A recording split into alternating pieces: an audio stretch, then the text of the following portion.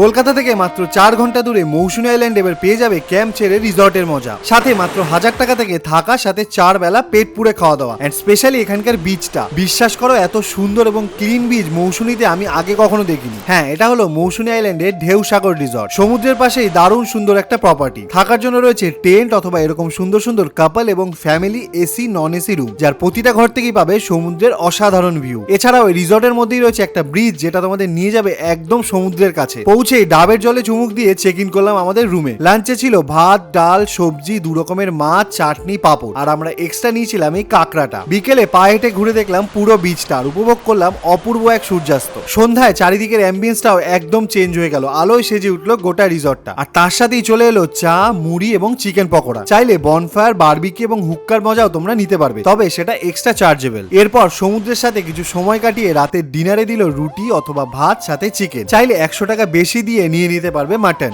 সবশেষে পরের দিন সকাল শুরু হলো ঢেউয়ের গর্জন, সাথে 1 কাপ গরম চা নিয়ে। তারপর লুচি তরকারি দিয়ে ব্রেকফাস্ট সেরে সমুদ্রে খানিক গা ভাসিয়ে বাড়ি ফেরার পালা। এক কথায় 2 দিনের ছুটি কাটানোর পারফেক্ট জায়গা। তাই এখনই শেয়ার করো বন্ধুদের সাথে আর প্ল্যানটা করেই ফেলো।